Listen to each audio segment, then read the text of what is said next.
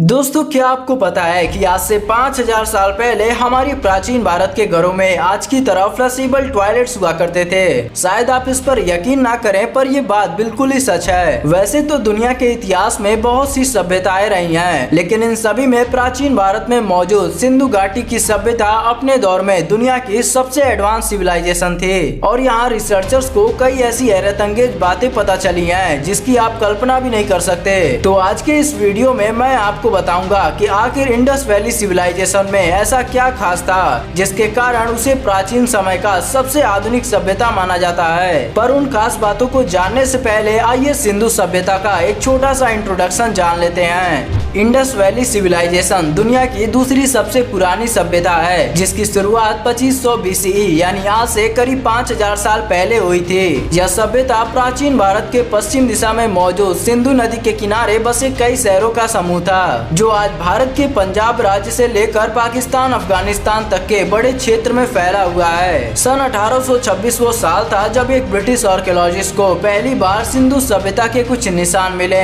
और फिर 1921 में इस सभ्यता को पूरी तरह से आइडेंटिफाई कर लिया गया।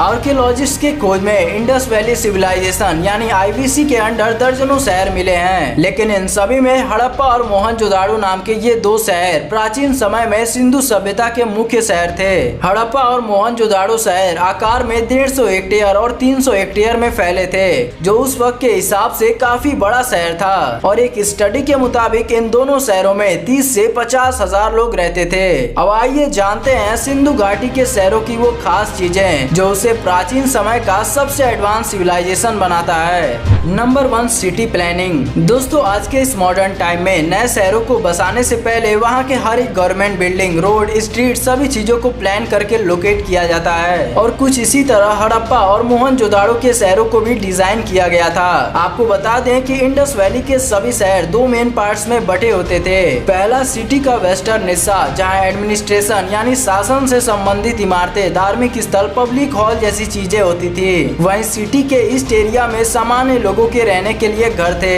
इसके साथ ही सभी घर इमारतों के सामने 15 फीट चौड़ी सड़कें थी, जो स्ट्रीट्स के रूप में शहर के मेन रोड से जुड़ी होती थी। सबसे हैरानी की बात यह है कि इन शहरों में बने हर एक घर, इमारत, यहाँ तक कि सड़कों को बनाने के लिए पत्थर का प्रयोग नहीं किया गया, बल्कि आज की तरह मिट्टी के बेक्ड ब्रिक्स का प्रयोग किया गया था, जिससे उनके आधुनिकता का पता चलता है। Number 2, drainage and sanitation system. Indus valley के लोगों ने सिर्फ अपने शहरों को ही अच्छा डिजाइन नहीं किया था, बल्कि शहर में होने वाले गंदगी को साफ करने के लिए भी एक अच्छी व्यवस्था बनाई थी। सिटी में मौजूद सभी बिल्डिंग से अंडरग्राउंड ड्रेन्स निकलती थी, जो बड़े ड्रेन से जुड़ते हुए सारे गंदे पानी को शहर के बाहर कर देता था। पर सबसे आश्चर्य की बात है कि 5000 साल पहले सिंधु घाटी के लोग इतने मॉडर्न हो चुके थे कि उन्होंने अपने घरों में अटैच बाथरूम और टॉयलेट्स बनवा रखे थे, जहां वे पत्थर के बने टॉयलेट सीट्स पर अपना काम करते और फिर पानी से फ्लश करके सारे गंदगी को अंडरग्राउंड ड्रेन्स में बहा देते थे। सिंधु सभ्यता के लोगों में सफाई के प्रति काफी जागरूकता थी। इसी कारण वे गलियों और सड़कों पर डस्टबिन भी रखा करते थे, और इसका सबूत आज भी हिस्टोरियंस को उन जगहों पर मिलता है। Number 3, art and sculpture. Indus valley civilisation में खोज के दौरान आर्कियोलॉजिस्ट को ऐसी सैकड़ों कलाकृति और मूर्तियां देखने को मिली हैं, जो उनकी सभ्य जीवन शैली को दर्शाता है। इनकी कलाकृति में शामिल है मिट्टी के बने बर्तन, जिनका प्रयोग वे खाना बनाने के लिए करते होंगे।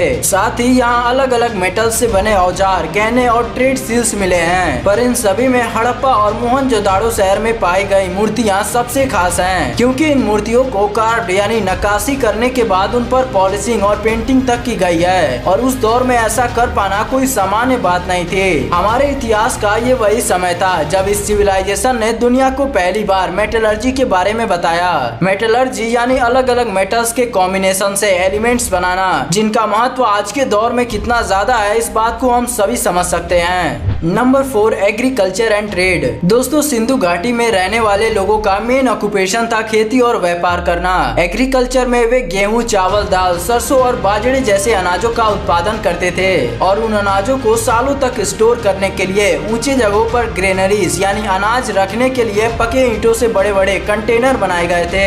इसके अलावा हड़प्पा, मोहनजोदाड़ो जैसे इंडस वैली के बड़े शहरों में खेती के बाद व्यापार एक मुख्य काम था। इसी कारण सिंधु घाटी की सभ्यता सभ्यता में दुनिया का पहला वेट मेजर करने का एक्यूरेट सिस्टम बनाया गया, जिसमें भार को मापने के लिए अलग अलग वेट के स्टोन क्यूब्स का प्रयोग किया जाता था। इतना ही नहीं, उस प्राचीन समय में जब एडवांस कम्युनिकेशन और ट्रांसपोर्ट सिस्टम का कोई साधन नहीं था, तब भी इंडस वैली सिविलाइजेशन का व्यापारिक संबंध हजारों किलोमीटर दूर इजिप्ट और दुनिया की सबसे पुराने मेसोपोटामिया की सभ्यता से था।